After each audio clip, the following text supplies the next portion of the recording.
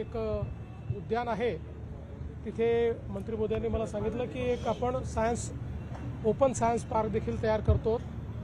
त्यामुळे एकूणच आपल्या मुलांकरता बालकांकरता एक अतिशय सुंदर अशा प्रकारची वास्तू तयार झाली आहे।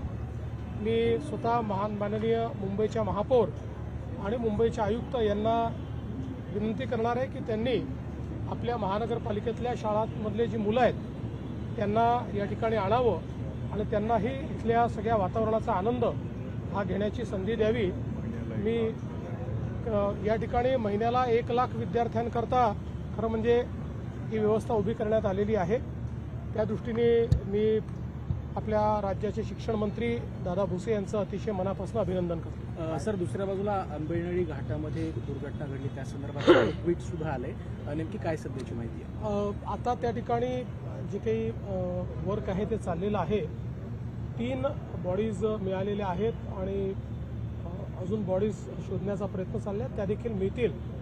अतिशय दुर्दैवी अशा प्रकारची दुर्घटना आहे आणि खरं म्हणजे या संदर्भात पहिल्यांदा कोणाला माहितीच नव्हती, पण नंतर हे मिसिंग आहेत लक्षात आल्यानंतर शोध घ्यायला जेव्हा सुरुवात झाली त्यावेळी लक्षात आलं की अशा प्रकारची दुर्घटना झाली आहे। त्या संदर्भात आता पुढची कारवाई चालली आहे। सर, नीट संदर्भात एक महत्त्वाची घडामोड होती। लातूरमध्ये एका विद्यार्थीने नैराश्यातून आत्महत्या केली। गोवा आणि कलबुर्गी अशा आता 3 विद्यार्थ्यांचा एकूण आत्महत्यामध्ये समावेश दिसतोय।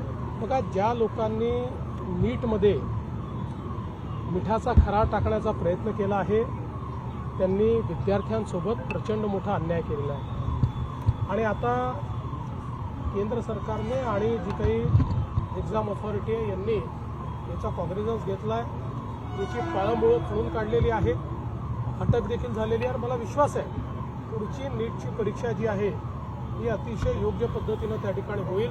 कुठल्याही प्रकारे कोणाला त्याच्यात गडबड करता येणार नाही।